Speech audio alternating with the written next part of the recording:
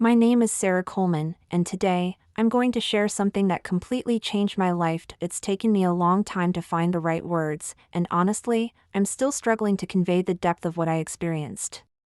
But it's too important to keep to myself. On April 3rd, 2023, my life took a turn I never expected. For 12 minutes, I was clinically dead, no heartbeat, no breath, nothing. But in those 12 minutes, I didn't just slip into darkness or cease to exist. I went somewhere.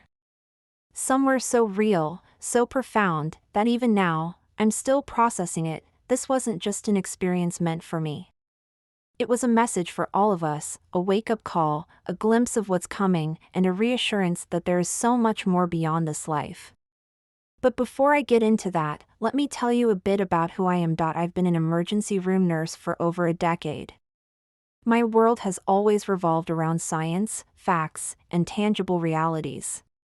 I've seen humanity at its worst and at its best, moments of heart-wrenching despair and moments of awe-inspiring resilience.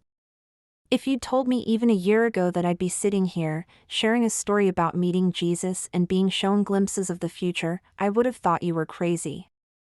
Yet here I am. The day everything changed. That day started like any other. I hadn't slept well the night before, my son had a soccer game, and my mind was racing with all the usual to-dos. By dawn, I decided to go for a jog to clear my head. The streets in my neighborhood were quiet, wrapped in a serene, pre-dawn stillness.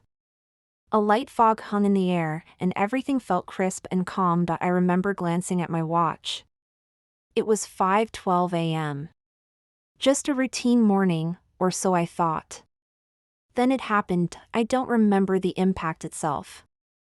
Later, I'd learned that a distracted driver, someone checking their phone, hit me as I crossed the street. In a blink, everything went dark. Or at least, that's what I expected: darkness, silence, the end. But what I experienced was something entirely different. The light beyond. The first thing I noticed was the light. It wasn't like sunlight or any artificial light, it was alive. It wasn't just around me, it was in me. This light radiated warmth, peace, and love in a way I'd never known. Every fear, every worry, every ounce of pain I'd carried throughout my life, gone. In its place was a profound sense of belonging. It felt like coming home after a lifetime of being away. Then there were the colors. They were indescribable, brighter, richer, more vivid than anything I've ever seen. Even the air seemed to hum with music, a melody that wasn't coming from one direction but from everywhere at once. It wasn't just music, it was like the sound of joy and love themselves. As I stood there, overwhelmed by the beauty and peace of it all, I noticed someone approaching me. It was my father. He had passed away when I was a teenager, but there he was, healthy, vibrant, and glowing with a heavenly radiance. "Sarah," he said, his voice filled with warmth and love. "You don't need to be afraid. He's waiting for you." Before I could ask what he meant, he reached out and touched my hand. In that moment, it was like every question I'd ever wanted to ask him was answered, not in words, but in a deep, unspoken understanding. Meeting Jesus suddenly, the light around me intensified, and I felt his presence before I even saw him. Jesus. I've seen countless depictions of him in art and heard his name my whole life, but nothing could have prepared me for this moment. His presence was both human and divine, radiating a love and power that brought me to my knees, not out of fear, but out of pure humility. His eyes, they saw everything: who I was, who I'd been, and who I was meant to be. They held compassion, wisdom, and a depth that words cannot capture. "Sarah," he said, his voice gentle yet filled with authority, "there is something you must see, something my people need to know before I return." And then he showed me the 4 events. The first event was called the Great Distraction. I saw people everywhere glued to their devices, phones, tablets, screens. Families sat together but didn't speak, friends cared more about likes and followers than each other. Even believers were caught up in the noise, losing sight of what truly mattered. "This is how the enemy works," Jesus said. "He keeps them distracted, focused on the temporary, so they forget the eternal. Tell my people to wake up, to refocus their hearts and minds on me. The second event was called the Great Deception. I saw mesmerizing signs in the sky and beautiful, charismatic beings speaking to humanity.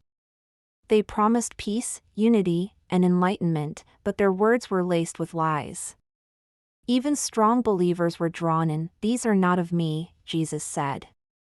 They will mix truth with lies and lead many astray. Tell my people to stay rooted in my word, it is the only foundation that cannot be shaken. The third event was the Great Awakening. Waves of light spread across the world as people turned back to God. Families prayed together, communities were revived, and miracles happened everywhere. But with this revival came persecution.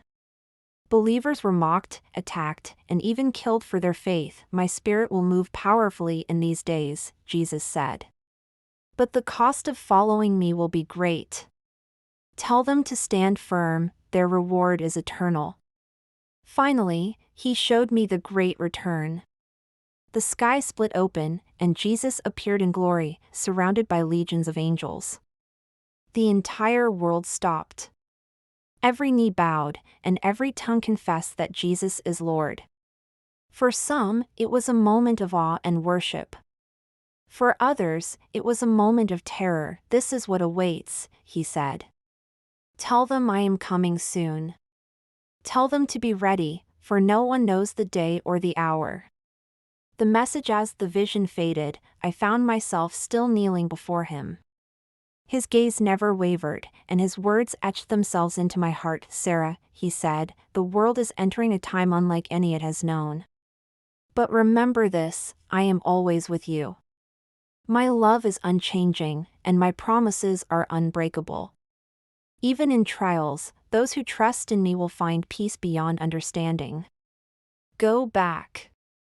Your work is not finished. Then, with a final surge of light and love, I was pulled back into my body, back to life. I gasped for air, my chest burning as the paramedics hovered over me. She's back, one of them said, relief evident in their voice. Tears streamed down my face, not from pain, but from gratitude. The recovery was miraculous. Despite the accident, my injuries were far less severe than expected.